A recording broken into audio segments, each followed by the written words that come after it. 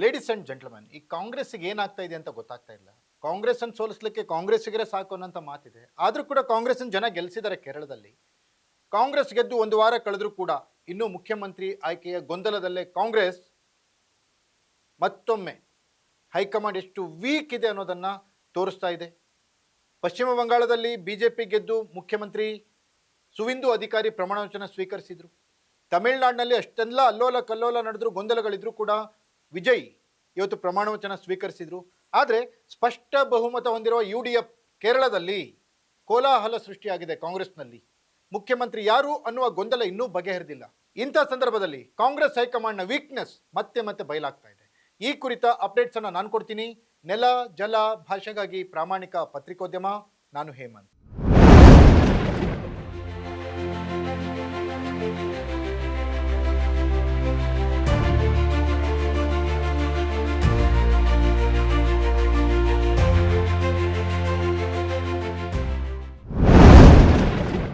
S ವೀಕ್ಷಕರೇ, ಕೇರಳದಲ್ಲಿ ಪಿಣರಾಯಿ ವಿಜಯನ್ ಕಳೆದ 10 ವರ್ಷಗಳಿಂದ LDFನ ನಾಯಕರಾಗಿ ಅಧಿಕಾರವನ್ನು ಅನುಭವಿಸ್ತಾ ಬಂದಿದ್ರು.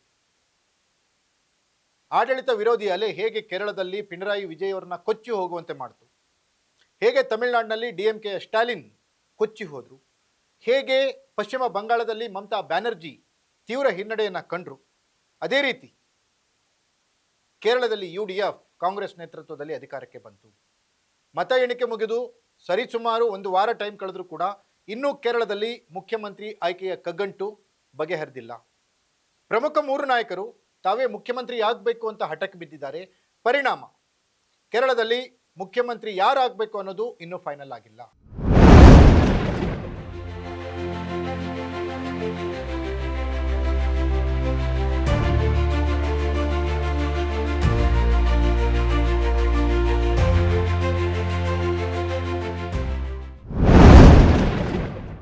ಎಸ್ ವೀಕ್ಷಕರೇ, ರಾಹುಲ್ ಗಾಂಧಿಗೆ ತೀವ್ರ ಹತ್ತಿರದಲ್ಲಿರುವಂಥ KC ವೇಣುಗೋಪಾಲ್ ಮುಖ್ಯಮಂತ್ರಿ ಆಗಬೇಕು ಅನ್ನುವ ರೇಸ್ನಲ್ಲಿ ಮೊದಲನೇ ಸ್ಥಾನದಲ್ಲಿದ್ದಾರೆ. ಆಲಪ್ಪುಳ MP ಆಗಿರುವಂಥ KC ವೇಣುಗೋಪಾಲ್ ವಿಧಾನಸಭೆ ಸದಸ್ಯರಲ್ಲ, ಅವರು ಪಾರ್ಲಿಮೆಂಟ್ ಸದಸ್ಯರು.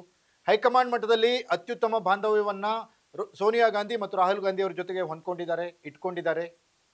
ರಾಹುಲ್ ಗಾಂಧಿ ಅವರು KC ವೇಣುಗೋಪಾಲ್ ಆಗಲಿ ಅನ್ನುವಂಥ ಇರಾದೆಯಲ್ಲಿದ್ದಾರೆ ಅನ್ನುವಂಥ ಮಾಹಿತಿ ಇದೆ. ಆದರೆ ಸ್ಪಷ್ಟವಾಗಿ ಇನ್ನೂ KC ವೇಣುಗೋಪಾಲ್ ಮುಖ್ಯಮಂತ್ರಿ ಆಗಬೇಕಂತ ಯಾರೂ ಹೇಳಿಲ್ಲ.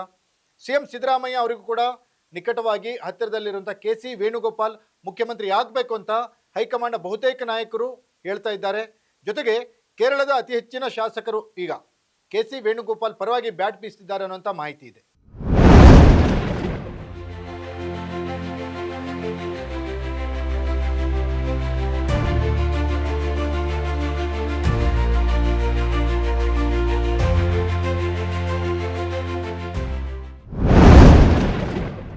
ಇನ್ನು ಕೇರಳದಲ್ಲಿ ಮುಖ್ಯಮಂತ್ರಿ ರೇಸ್ನಲ್ಲಿರುವಂಥ ಮತ್ತೊಬ್ಬರು ರಮೇಶ್ ಚೆನ್ನಿತ್ತಲ್. ಇವರು ಕೇರಳ ಕಾಂಗ್ರೆಸ್ನ ಹಳೆ ಹುಲಿ. ಇವರು ಸಂಘಟನಾ ಚತುರ. ನಮ್ಮ DK ಶಿವಕುಮಾರಿನ ಕರ್ನಾಟಕದಲ್ಲಿದ್ದಾರಲ್ಲ, ಅವ್ರ ಥರ ಅವ್ರಿಗೂ ಇವರು ಒಳ್ಳೆಯ ನಿಕಟವರ್ತಿಗಳು. ಪಕ್ಷವನ್ನು ಕಟ್ಟಲಿಕ್ಕೆ ಕೇರಳದಲ್ಲಿ ಇಲ್ಲಿಯವರೆಗೂ ಪಕ್ಷವನ್ನು ನಡೆಸ್ಕೊಂಡು ಬಂದಿರೋದಕ್ಕೆ, ಸಂಘಟನೆಯಲ್ಲಿ ಮಾಡಿರೋದ್ರಲ್ಲಿ ಈ ರಮೇಶ್ ಚೆನ್ನಿತ್ತಲ್ ಅವರ ಪಾತ್ರನೂ ತುಂಬ ಇದೆ ಅಂತ ಹೇಳಿ ಕಾರ್ಯಕರ್ತರು ಹೇಳ್ತಾರೆ. ಈ ಹಿಂದೆ UDF ಗೌರ್ಮೆಂಟ್ ಇದ್ದಾಗ ಕೇರಳದ ಹೋಮ್ ಮಿನಿಸ್ಟರ್ ಆಗಿಯೂ ಕೂಡ ಇವರು ಕೆಲಸ ಮಾಡಿದರು. ವಿರೋಧ ಪಕ್ಷದ ನಾಯಕರಾಗಿಯೂ ಕೂಡ ಇವರು ಕೆಲಸ ಮಾಡಿದರು.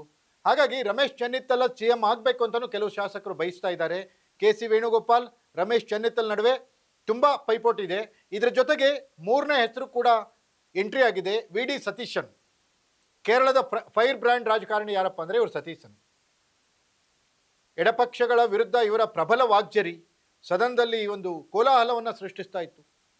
ಸಂಘಟನೆಯ ದೃಷ್ಟಿಯಿಂದ ಕಾಂಗ್ರೆಸ್ಗೆ ತುಂಬ ಮುಖ್ಯವಾದಂಥ ಕೆಲಸವನ್ನು ಮಾಡಿದ್ದು ಈ ಸತೀಶನ್.